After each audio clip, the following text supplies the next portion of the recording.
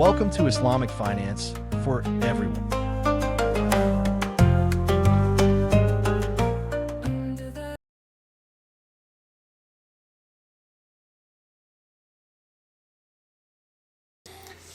Assalamu alaikum wa rahmatullahi wa barakatuh. Welcome back to Islamic Finance for Everyone. This is part 3 of our series on selected hadith about riba. In part 2, we saw how the Prophet ﷺ defined riba in trade itself. The hadith of 6 ribawi commodities: gold, silver, wheat, barley, dates, and salt. Like for like, equal for equal, hand to hand.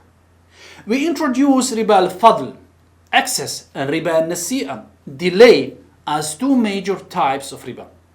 Today we go deeper into riba al-nasi'a.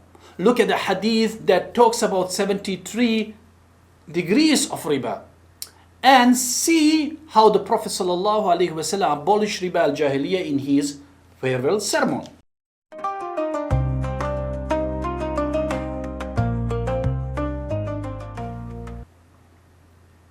There is a famous hadith where the Prophet ﷺ said something that at first glance sounds like only one type of riba exists.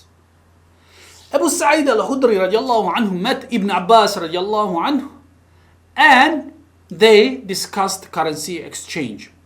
Ibn Abbas explained that he was relying on a hadith he heard from Usama ibn Zayd radiallahu anhu. Usama ibn Zayd radiallahu anhu reported that the Messenger of Allah sallallahu alayhi wasallam said, "Indeed, riba is only in an-nasi'a," which is narrated by Sahih Muslim and other collections. Abu Sa'id asked Ibn Abbas, "Did you hear this directly from the Prophet ﷺ or find it in the book of Allah?" Ibn Abbas replied that he had not taken it from the Quran himself, but from Usama ibn Zayd radiallahu anhu, and so he transmitted it on that basis. Indeed, riba is only in nasi'a. At face value, this seems to exclude riba al-fadl, the excess in same-for-same exchanges. But scholars did not understand it that way.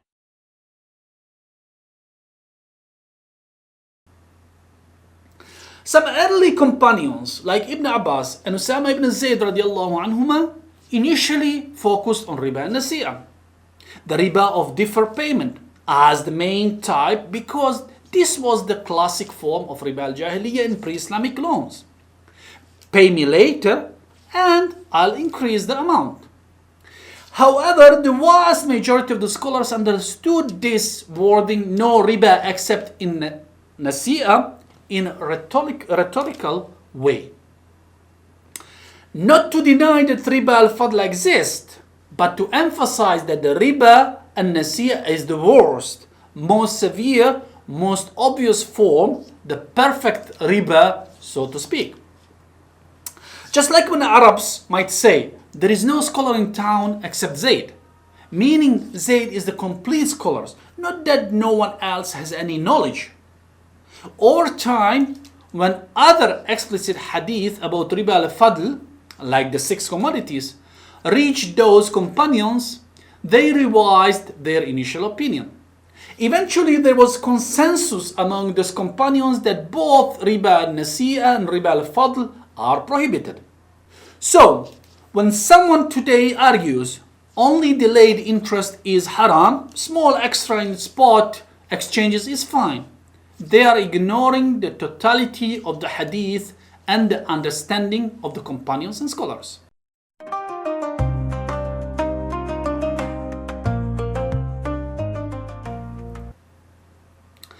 To show how wide the concept of riba can be, consider this hadith from Abdullah ibn Mas'ud radiallahu anhu.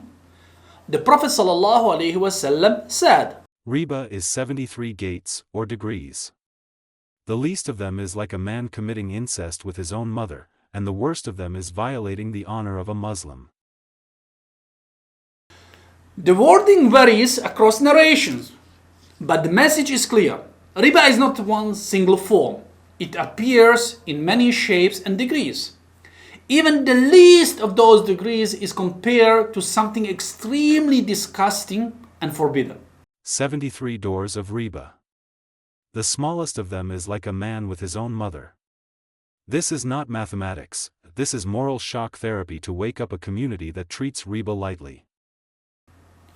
Classical scholars tried to classify forms of riba to help people recognize them.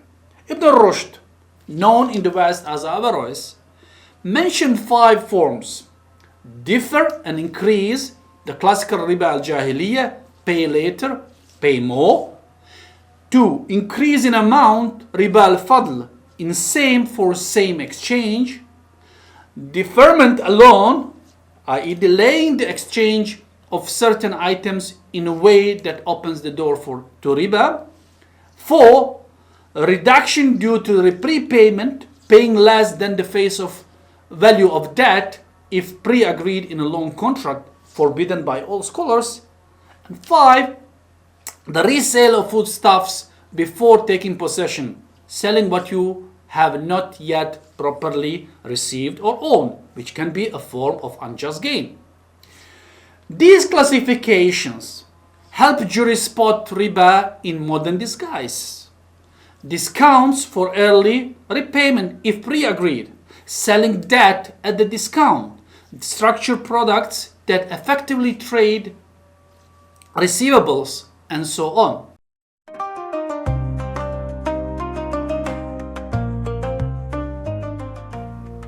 One of the most powerful moments in the history of riba prohibition came at the end of the Prophet ﷺ life. During his farewell pilgrimage, Hajj al-Wada, in the 10th year after Hijrah. In his famous sermons at Al-Arafat, in front of huge crowd of Muslims, he formally abolished all pre-Islamic riba. The Prophet ﷺ said, "The riba of pre-Islamic period is abolished, and the first riba that I abolish is our riba, the riba of Abbas ibn Abdul Muttalib. It is all abolished." Imagine tens of thousands of companions, hearing these words, every outstanding riba from the old days is gone. No one can claim it anymore. And the Prophet, peace be upon him, begins with the riba linked to his own uncle. This shows several things. The prohibition of riba was not theoretical, it was implemented in society. The Prophet, peace be upon him, gave the strongest example by starting with his own family's claims, to show there is no favoritism. Riba al-jahiliyyah, pay later, pay more, was wiped out in one stroke. For Islamic finance today, this moment is like a reference point. It tells us that a Muslim community can and should transition away from riba-based systems. It shows that standing up for financial justice may require letting go of profit that feel entitled, even if they are written into all contracts.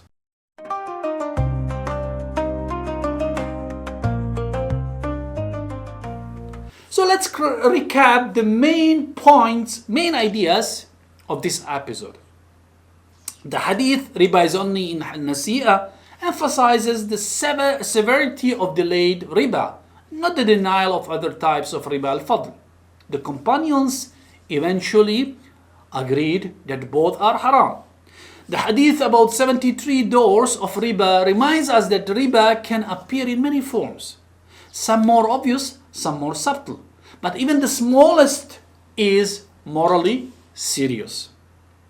Ibn Rushd and other scholars helped us identify different forms and mechanisms of riba, which is essential for modern Islamic finance.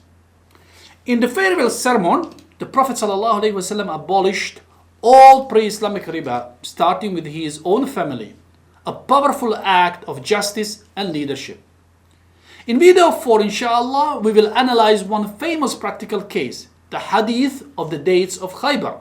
Many scholars use it as a proof of riba, but we will see another perspective, how it also shows the Prophet ﷺ strengthening markets, transparency, and just pricing.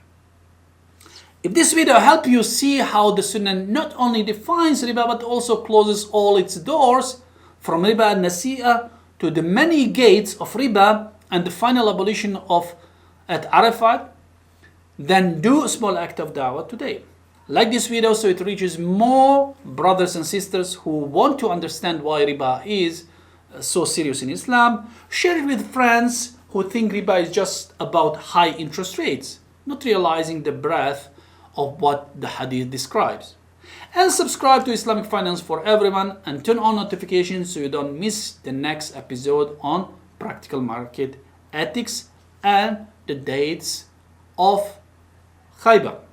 You can also follow me on social media platforms where shorter clips, infographics and practical tips of riba-free living and ethical markets are shared. Jazakumullahu khairan for watching.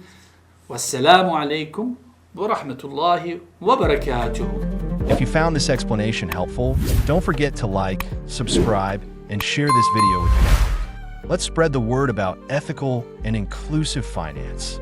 Follow us on social media platforms for more insights into Islamic finance.